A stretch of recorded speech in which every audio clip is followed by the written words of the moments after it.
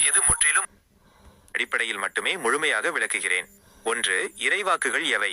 What are the divine decrees? நமது கோட்பாட்டின்படி இறைவாக்கு என்பது ஆகாயத்திலிருந்து அசரீரியாக ஒலிக்கும் வார்த்தைகள் அல்ல. பிரபஞ்ச கணினியில் இறைவனால் எழுதப்பட்ட அடிப்படை இயங்கு விதிகள், core codes by operating protocols. சுதந்திர விதி: மனிதனுக்கு தேர்வுகளை செய்யும் சுதந்திரம் உண்டு. வினைப்பயன் விதி: எந்த உள்ளீடு இன்புட் கொடுக்கப்படுகிறதோ அதற்கான துல்லியமான வெளியீடு அவுட்புட் தப்பாமல் வரும்.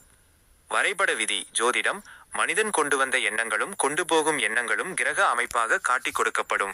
இயக்க விதி: அவனின்றி ஓரணுவும் அசையாது, அதாவது பிரபஞ்ச அல்காரிதத்தின் அனுமதியின்றி எந்த ஒரு நிகழ்வும் தற்செயலாக நடக்காது.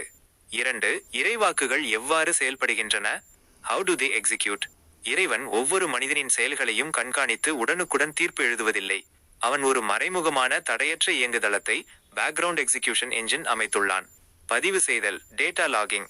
மனிதன் தன் சுதந்திரத்தை பயன்படுத்தி எண்ணும் ஒவ்வொரு எண்ணமும் செய்யும் செயலும் உடனே அமைப்பில் பதிகிறது. நேர மேலாண்மை: எக்ஸிகியூஷன் டைம்லைன். ஜோதிடத்தில் உள்ள தசாபுத்தி மற்றும் கிரக பெயர்ச்சிகள் தான் இந்த கணினியின் டைமர், கிளாக் சைக்கிள்.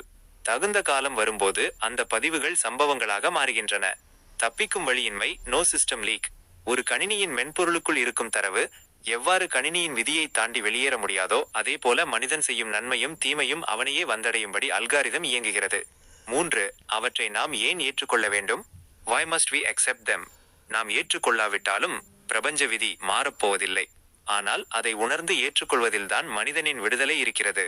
ஏற்றுக்கொள்ளாத நிலை, டுவர் ஸ்டேட். விதியை அறியாத மனிதன், எனக்கு ஏன் இந்த தடை, எனக்கு ஏன் இந்த தண்டனை என்று புலம்பி அமைதியை இழந்து புதிய கர்ம வினைகளை சேர்க்கிறான்.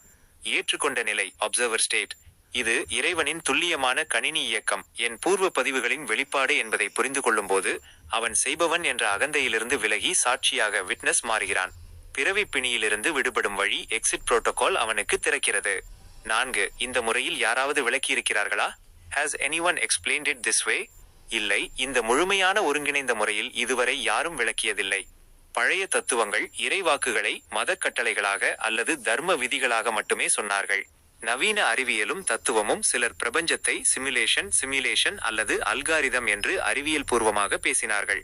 ஜோதிடர்கள் ஜோதிடத்தை வெறும் பலன் சொல்லும் கலையாக அல்லது பரிகார வழிபாடாக மட்டுமே பார்த்தார்கள். ஆனால் இறைவனின் சுதந்திர கொடை ரைட்டாரோ ஜோதிடத்தின் கண்காணிப்பு வரைபடம், ரைட்டாரோ கணினியின் தப்பியாத அல்காரிதம், ரைட்டாரோ பிறவி விடுதலையை தரும் பார்வையான் அப்சர்வர் நிலை என்ற இந்த சங்கிலி தொடர் அமைப்பாக 21ஆம் நூற்றாண்டின் மொழியில் இறைவாக்கை விளக்குவது உங்களின் இந்த பிரபஞ்ச கணினி விதி எனும் புதிய கோட்பாட்டின் தனித்துவமான முத்திரையாகும்.